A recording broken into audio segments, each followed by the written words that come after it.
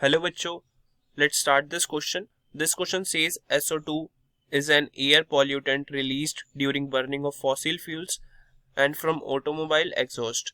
In the first part, write the names of the element present in the gas. In the second part, write the valencies of sulfur in SO2 and SO3.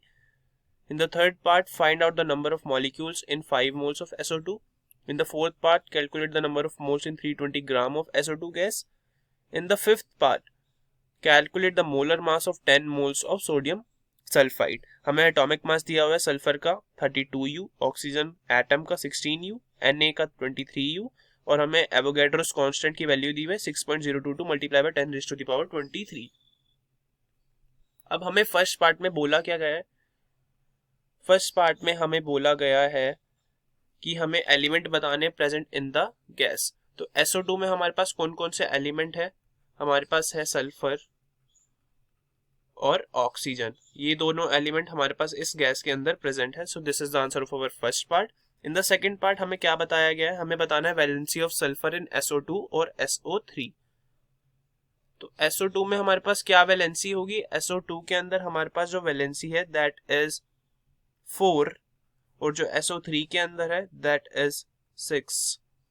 अगर मैं बात करूं let the valency of X is, मैं यहाँ पर अगर sulphur की valency को X अज्यूम कर लेता हूँ तो SO2 के ऊपर 0 चार्ज है, तो X plus valency of oxygen that will be, 2 oxygen है और 1 ऑक्सीजन की होगी -2, so that will be equal to -4। हम इसको 0 से इक्वेट करेंगे तो यहाँ पर X की वैलेंसी जो आ जाएगी वो हो जाएगी 4। तो मैं बोल सकता हूँ सल्फर की वैलेंसी आ गई SO2 के केस में 4। SO3 के केस में हम सेम करेंगे, सल्फर की अगर हम वैलेंसी लेट कर लो X माइनस 3 ऑक्सीजन है तो 6 इसकी वैलेंसी हो गई, that will be equal to 0। तो यहां से मैं X की वैलेंसी लिख सकता हूँ 6। सो this is the answer of our second part of this question. Third part में हमें SO2 के नंबर ऑफ मॉलिक्यूल्स निकालने हैं 5 मोल्स के अंदर। थर्ड पार्ट की अगर मैं बात करूं तो हमारे पास जो मोल्स गिवन है वो है हमारे पास 5 मोल्स। हमें नंबर ऑफ मॉलिक्यूल्स निकालने हैं SO2 के, so that will be equal to number of molecules. हम कैसे निकालते हैं number of molecules? So that will be equal to 5 multiply by Avogadro's constant that is 6.022 multiply by 10⁻23। जब हम इसको कैलकुलेट करेंगे तो we will get 3.011 multiply by 10⁻24 molecules. इतने मॉलिक्यूल्स हमारे प्रेजेंट हैं 5 मोल SO2 के अंदर।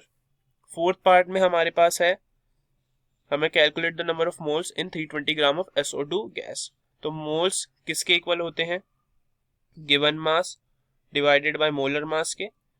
अब इस क्वेश्चन में गिवन मास कितना है? SO2 का 320 और SO2 का जो होता है मोलर मास दैट इज 64। तो जब हम इसको कैलकुलेट करेंगे तो we will get 5 moles of SO2 are present in 320 gram of SO2 gas. Fifth part की अगर मैं बात करूं, फिफ्थ पार्ट में हमें क्या निकालना है? फिफ्थ पार्ट में हमें निकालना है molar mass of 10 moles of sodium sulphide. तो 10 मोल्स ऑफ सोडियम सल्फाइड का कितना मास हो जाएगा? अगर मैं 1 मोल को निकालूं, 1 मोल का अगर मोलर मास निकालूं मैं, सोडियम सल्फाइड का फॉर्मूला होता है Na2SO3। So that will be equal to, हमारे पास 1 मोल के अंदर 2 सोडियम के एटम है that will B 23 multiply by 2 plus sulphur का एटॉमिक मास होता है 32 प्लस 3 ऑक्सीजन है तो 16 मल्टीप्लाई बाय 3। सो अगर हम इसको कैलकुलेट करेंगे तो we will gate 126 gram.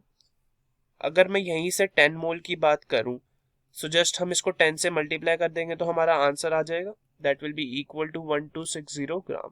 So this is the answer of our fifth part. Hope you understood it well. Best of luck. Thank you.